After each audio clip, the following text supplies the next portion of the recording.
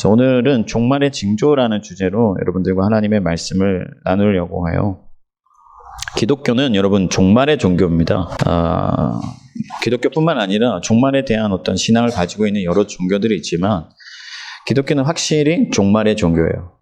주님께서 마지막 때에 이 세상을 심판하실 것이고 이 세상에 어떤 마지막에 있다 하는 것이죠. 그래서 하나님이 오셔서 각 사람을 그 행위대로 심판하실 것이고 우리는 부활의 나라로 들어갈 것이다 하는 그런 종말의 신앙을 가지고 있다는 거예요. 이것을 마라나타 신앙이다 이렇게 얘기를 하기도 하는데 마라나타 신앙이 뭐냐면은 마라나타라는 뜻이 주님 오시옵소서, 그러니까 주님을 기다리는 신앙, 종말을 사모하는 신앙이다 하는 거예요. 그러면 갑자기 왜 종말에 관한 얘기를 목사가 들고 나왔느냐? 느닷없다고 생각할 수 있겠죠, 여러분들. 느닷없이 왜 종말이 갑자기 등장하느냐 생각할 수 있겠는데 현 시국과 관련이 있습니다. 이제 현재 지금 여러분들도 아시다시피 우리 윤 목자님도 기도하셨지만 코로나 바이러스가 지금 창궐 하면서 한국 상황뿐만 아니라 전 세계가 지금 어려움을 겪고 있잖아요.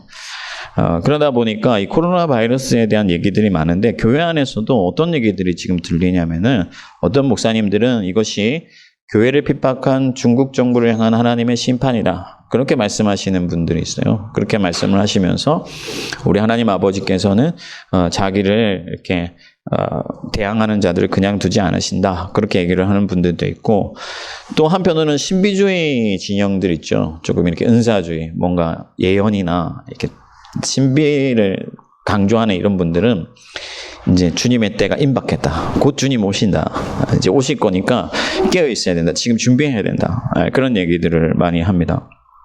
그런데 사실 여러분들도 잘 아시다시피 이 코로나 바이러스보다 더 심각한 어떤 질병들이 역사 속에서 많았습니다. 그러니까 천년두나 흑사병이나 이런 것들이 많았어요. 우리나라도 예전에는 그런 전염병 때문에 그 천년두 이런 것 때문에 많은 사람들이 죽었는데 오늘날에 비하면은 훨씬 더 지독한 그런 전염병들이었는데 그런데 종말은 오지 않았단 말이에요. 그분들의 주장대로라면 그때 이미 주님이 오셨어야 되는 건데 아직 오시지 않았다는 거죠.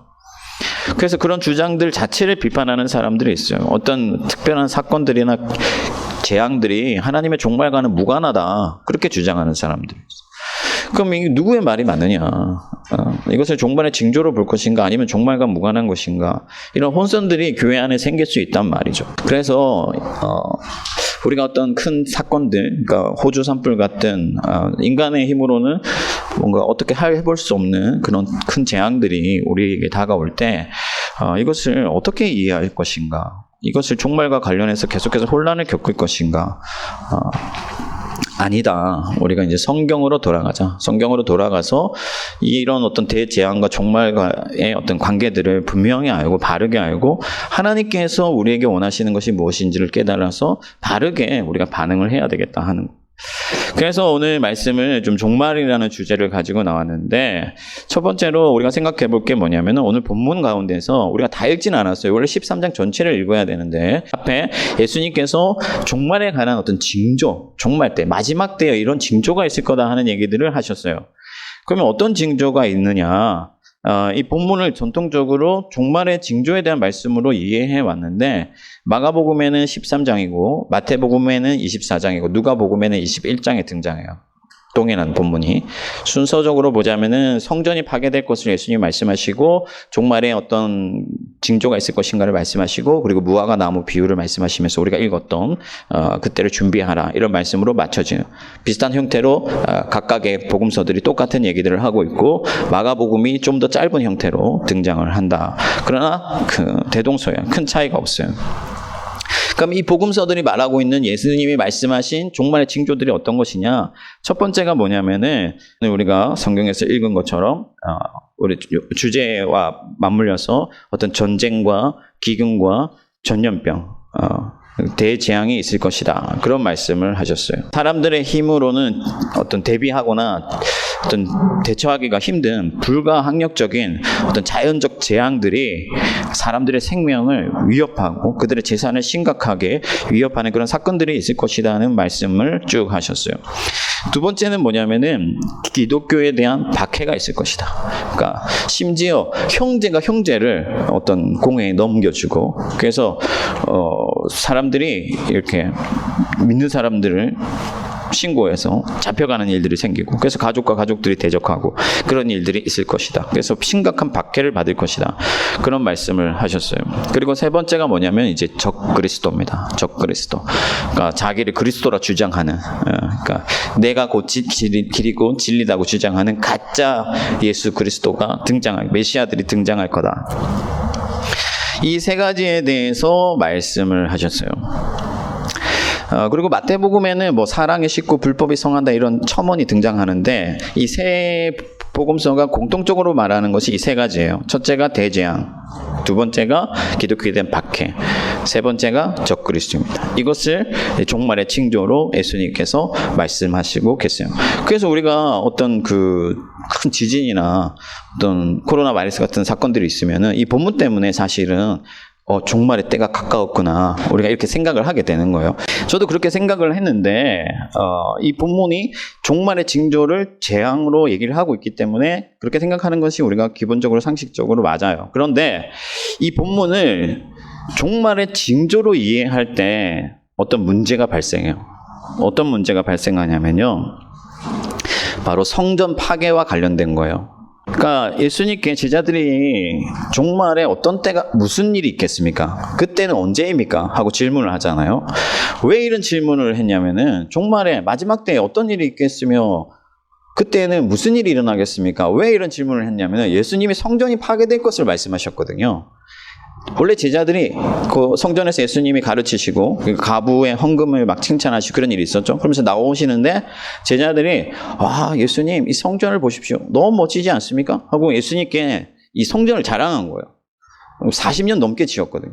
그래서 성전을 자랑하니까 예수님이 이 성전이 돌 위에 하나라도 남기지 않고 돌 위에 돌이 하나라도 남기지 않고 다 무너질 거다. 이렇게 말씀을 하셨거든요. 그 당시에 유대인들에게 종말 사상이 있었는데 유대인들의 종말 사상 중에 어떤 게 있냐면은 어떤 그 예루살렘의 대변역, 그러니까 급변하는 사건들이 있을 거라고 믿었단 말이에요. 그 중에 하나가 성전이 파괴되는 사건이었어요.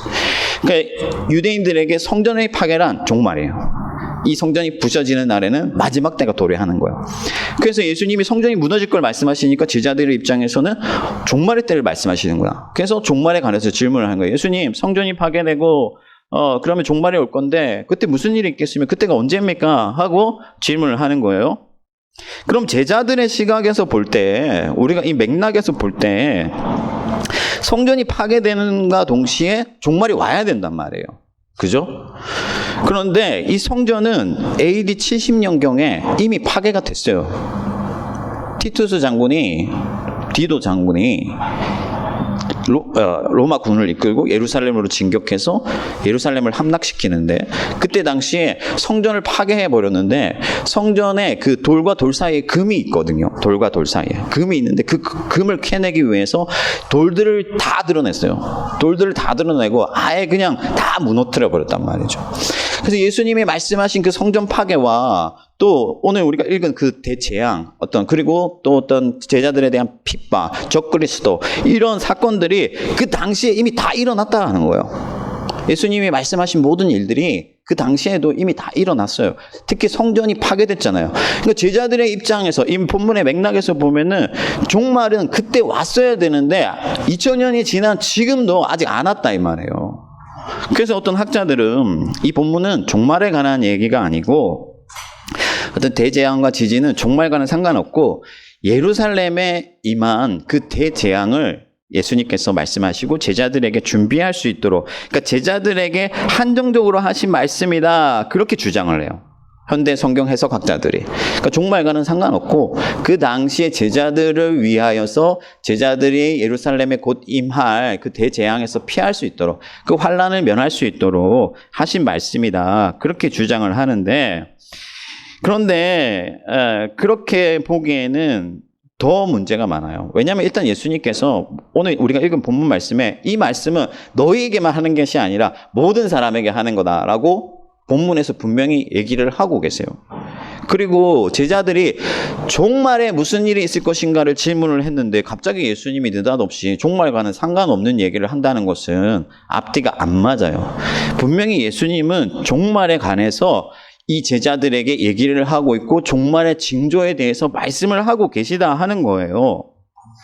그러면 제가 말씀드린 것처럼 이 성전 파괴 사건과 종말이 같이 일어나야 이 본문 맥락에서 맞는데 우리가 이것을 어떻게 이해할 것인가 하는 그런 문제가 생긴다는 거예요. 이런 문제가 생겨나는 이유가 뭐냐면은 예수님의 시각과 제자들의 시각에 차이가 있었어요. 예수님의 관점과 제자들의 관점에 차이가 있어요. 어떤 관점의 차이냐면 이 제자들의 중심과 제자들의 시각과 관점이 어디에 있냐면은 바로 종말이 언제 있을 것인가 하는 거예요. 그 시점에 관해서. 도대체 이 종말은 언제쯤 일어나겠는가 하는 것이 제자들의 시각이에요. 근데 예수님의 시각은 그 시점 중심이 아니에요. 그때는 아무도 모른다고 말씀하시잖아요. 그럼 예수님의 시각은 뭐냐면은 이 종말에 있을 하나님의 행위 중심이다. 그러니까 예수님께는 하나님의 이 종말적 행위가 중심이었다는 거예요. 그래서 이 제자들은 한 세대밖에 못 보는 거죠. 자기들이 살아가는 이 세대. 그러니까 이 세대 안에 종말이 일어나야 되고 그 시점이 언제인가가 궁금하다면 예수님은 온 세상의 주이시고 왕이시고 하나님이시기 때문에 거시적인 관점으로 보는 거예요. 이 한 세대를 보는 것이 아니라 모든 세대에 아울러서 하나님이 행하실 종말적 행위에 대해서 관심을 가지시고 말씀하고 계신다. 하나님께서 뭐라고 말씀하셨느냐. 마지막 때에 내가 각 사람에게 내 영을 부어줌으로써 그들이 나에게로 돌아올 것이며 나를 예배할 것이며 아이들은 예언할 것이고 그런 말씀을 하시면서 마지막 때에 하나님께서 위대한 일을 행하실 것을 말씀하셨다는 거예요. 그러니까 예수님의 관심은 예수님의 초점은 여기에 있다는 거예요. 종말의 때에 하나님이 행하실 일에 대하여서. 우리가 모든 성경을 다 읽지 않았지만 마태복음 24장에 보면요. 똑같은 본문인데 24장 6절 말씀이에요. 여러분들 마태복음 24장 6절 말씀 한번 찾아볼까요? 네, 마태복음 24장 6절 말씀.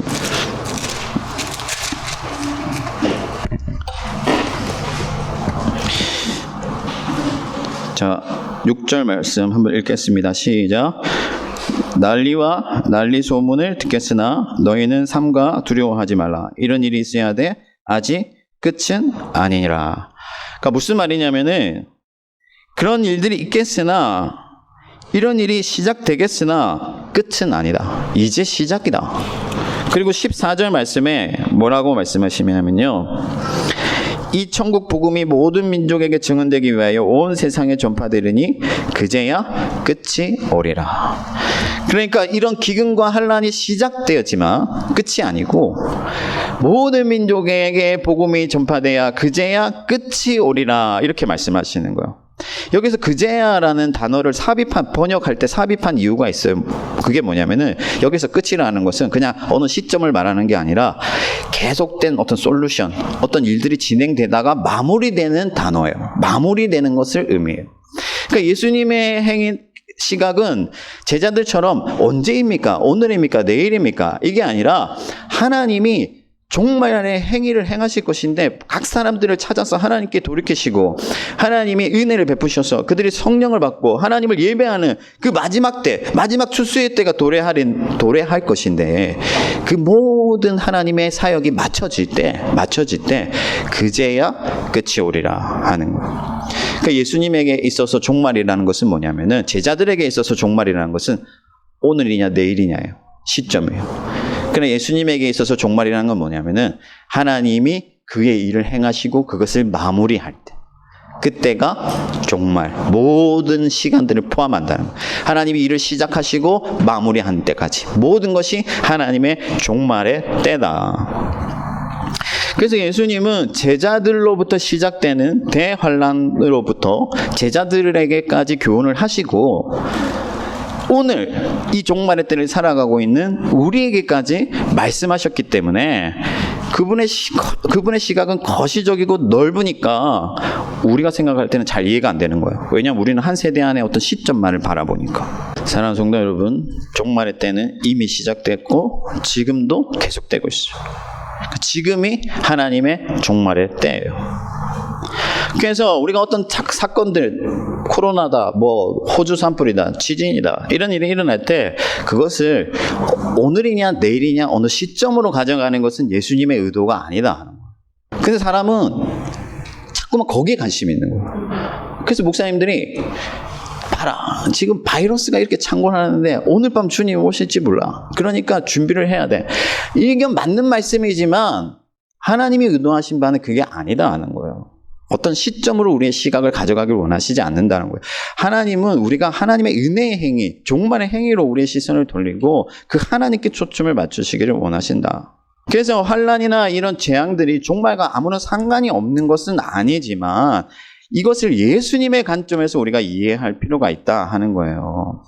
우리가 이 어떤 하나님의 종말을 자꾸 시점으로 가져가면은 어떤 현상이 벌어지냐면은 그냥 우리 일상생활을 하다가 어떤 사건이 있어야만 뭔가 긴장하고 내가 준비를 해야겠구나.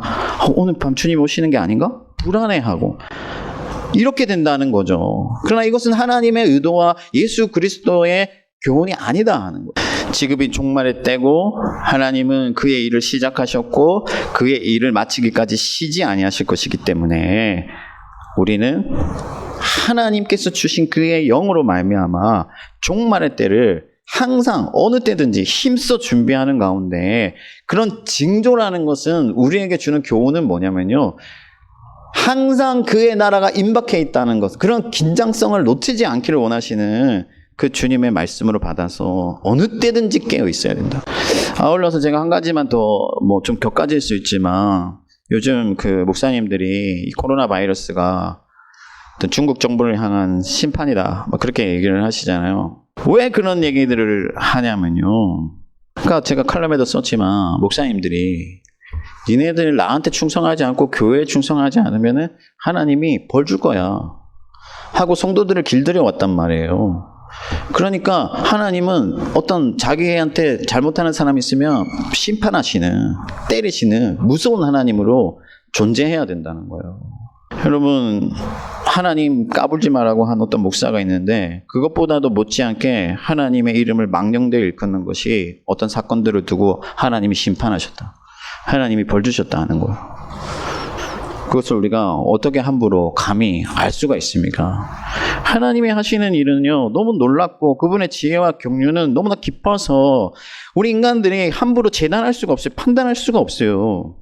그것이 하나님과 무관하다는 것이 아니라 하나님이 왜 그런 일들을 행하시는지 우리가 불분명하다 하는 것이고, 오랜 시간이 지나고 하나님께서 그것을 깨닫게 해주실 때도 있겠지만 대부분의 일들은 우리가 알 수 없고 하나님이 말씀으로 분명히 계시한 것 외에는 우리가 그것을 깨닫는 데 있어서 너무나 미약하다 하는 거예요.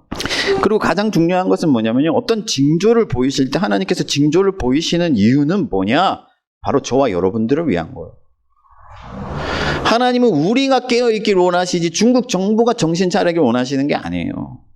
중국 정부를 향해서 그 목사님들이 아무리 하나님의 심판이라고 해도 그 사람들 눈 하나 깜짝 안 합니다. 예수님이요, 그때 당시에 망대가 무너져가지고 그 망대 아래 모여있던 어떤 그 이교도들이 몰살을 당한 이 사건이 있었어요. 사회적 이슈죠. 그래서 제자들이 그 사람들이 하나님의 벌을 받았나요? 하고 예수님께 물어봤어요. 예수님 뭐라고 말씀하셨냐면은 저들이 너희보다 더 중한 죄가 있어서 벌을 받았다고 생각하지 말아라. 너희도 회개치 아니하면 그들과 함께 망하리라. 예수님은 우리가 하나님 앞에서 회개하길 원하시고 우리가 하나님께로 돌아오길 원하시고 우리가 바로 서길 원하시지, 어떤 하나님의 행위를 보고 저 사람들 하나님의 벌을 받았구나 하고 교만하고 우월해하기를 원하시는 것이 아니다 하는 거예요. 그러면 이 종말과 관련해서 예수님이 우리에게 말씀하시고 싶은 그 교훈의 핵심이 뭐냐? 이게 중요하겠죠. 핵심이 뭐냐? 그것은 바로 깨달으라 하는 거예요. 제가 이 마가복음 13장의 징조의 말씀을 읽지 않고 무화과 나무 비유를 읽은 이유가 있습니다. 왜냐하면 예수님의 결론적 의도, 그러니까 결론은 나중에 등장하잖아요. 예수님이 진짜 제자들에게 하고 싶은 말씀은 뭐냐면은 이 무화과 나무의 비유에 담겨 있는. 이 무화과 나무의 비유가 어떤 거냐면요, 이런 거예요. 농번기가 오죠. 농번기가 올 때 그 계절이 변화가 중요하잖아요. 그죠? 시기가 중요하잖아요. 변화가 중요한데, 천문이라는 영화 보셨어요, 여러분? 천문이라는 영화 보면은 그 장영실이 그 농사 짓는 사람들을 위해서 별자리를 잇는 기계를 만들잖아요. 근데 명나라가 그거를 부수라고 하거든요. 명나라 별자리를 따르니까 시기가 안 맞아서 농사 짓을 때 혼란이 많은 거예요. 그래서 우리나라 별자리를 장영실이 만들었는데 그걸 이제 부수라고 한 거죠. 그만큼 이제 어떤 징조를 알아내는 게 되게 중요한데, 농사는. 그러니까 무화과 나무 ip사귀가 연하여지면 계절이 바뀐다는 거예요. 그럼 계절이 바뀔 때 뭘 해야겠어요? 준비를 해야죠. 농사 준비를 해야 된다.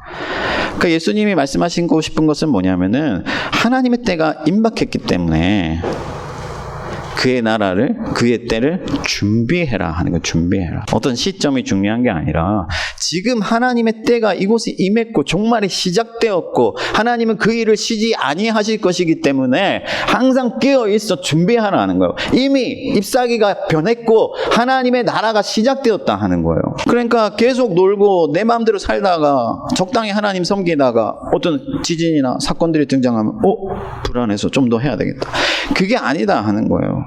예수님은 예루살렘 사람들, 그러니까 곧 제자들에게 임박한 진도를 대비하기를 원하셨을 뿐만 아니라 그 외에 모든 종말의 시대를 살아가고 있는 그의 제자들과 그의 백성들에게 하나님의 최종적 심판, 마지막 심판을 준비하기를 요구하고 계신다. 지금이 그때라는 거예요. 지금이 우리가 준비해야 할 때라는 거예요. 그러니까 여러분, 중요한 건 뭐겠어요? 깨닫는 거죠. 깨닫는 거. 마지막 때가, 지금 우리가 마지막 때를 살아가고 있다는 것을 인식하고 내 시간을 하나님의 때와 밀접하게 연결하는 거예요. 등불을 준비했던 처녀들 있잖아요. 5 처녀와 등불을 준비하지 않은 5 처녀 비유. 그런 비유들이 등장하고 어떤 청지기 비유들이 등장하잖아요. 주인이 떠났고 기다리고 임무를 주고 이런 비유들이 다 등장하는 이유가 뭐냐면은 지금이 준비해야 된다. 하나님의 나라를 준비해야 된다 하는 것을 보여주는 것이다. 그러니까 우리의 시간들이, 우리의 삶이 하나님의 시간과 밀접하게 긴밀하게 연결되어 있어서 종말의 시대를 살아가고 있느냐 하는 것이 중요한 것이지, 저것이 뭐 누구를 향한 심판이냐, 저 일이 있으면 하나님의 때가 오느냐, 그것은 그리스도의 어떤 그 관심사가 아니다. 그런데 우리는 여전히 무지하여서 계속해서 제자들, 이 당시의 제자들과 같은 시각으로 주님 앞에서 종말을 대하고 있다. 사랑하는 성도 여러분, 우리가 증인의 삶을 살아야 돼요. 예수께서 다시 오시겠다고 말씀하시고 그때가 언제인지는 알 수 없지만 반드시 우리를 영접하러 오시겠다고 말씀하시고 내 제자가 되고 내 증인이 되라, 그렇게 말씀하셨죠. 그래서 우리는 이 종말의 때 많은 사람들이 죽어가고 하나님의 심판을 모르고 멸망의 길로 가는 이 시대에 하나님의 증인으로서, 심판의 증인으로서 이 땅 가운데서 증인의 삶을 계속해서 살아야 되고 주님 다시 오실 길을 예비하는 자로 살아야 된다는. 제가 예전에 그 수련회에서 은혜 받고요. 어떤 SFC 수련회에서 은혜 받고 이제 집으로 돌아가기 위해서 버스를 타고 가는데 창밖으로 이렇게 구름이 탁. 저는 구름을 되게 좋아하거든요. 구름을 좋아하는 이유가 뭐냐면은 예수님께서 구름 타고 오신다고 하셨잖아요. 예수님께서 구름 타고 다시 오신다. 그래서 근데 수련회를 마치고 이제 버스를 타고 왔는데 창밖에 구름이 쫙 있는데 갑자기 마음이 막 벅차면서 저 구름 타고 예수님께서 다시 오실 날이 언제일까? 우리 주님이 언제 오실까? 내가 평생 하늘을 보고 살아야 되겠다. 내가 주님 오실 날을 기다리면서 사모하면서 등불을 준비한 슬기로운 처녀들 같이 하늘을 바라보며 살아야겠다. 그렇게 다짐한 적이 있었어요. 물론 연약하고 부족하기 때문에 때때로 땅을 보지만은 우리 모두는 주님께서 오실 날에 임박했다는 사실을 확실히 믿고 하늘을 바라보는 자로 살아야 될 줄 믿습니다. 그래서 예비하는 삶, 준비하는 삶, 그날이 도적같이 임하는 게 아니에요. 그날이 도적같이 임하는데 예수님께서 도적같이 임하는 게 아니고 잠든 자에게는 도적같이 임하는 거예요. 잠든 자에게는. 잠들어 있는 자에게는 도적같이 임하는 것이지만 깨어있는 자는 그분을 맞이하는 거예요. 영접하는 거예요. 우리가 잠들어 있지 않기를 바랍니다. 그날이 도적같은 날이 되지 않기를 바라요. 가장 중요한 것은 뭐냐면은 지금 이 땅에서 하나님이 어떤 심판을 행하시는지 우리는 다 알 수는 없지만 가장 중요한 것은 최종적인 심판이 우리 모두에게 있다는 거예요. 그때 하나님 앞에서 우리의 삶을 평가받을 거라는 거예요. 하나님께서 우리의 삶을 보시고 칭찬해 주실 거라는 거예요. 우리 기쁜 교회의 모든 성도들은 마지막 때를 잘 준비하여서 하나님의 심판대에서 칭찬을 얻고 모두가 하나님 앞에 기쁨으로 나아갈 수 있기를 주님의 이름으로 축원합니다.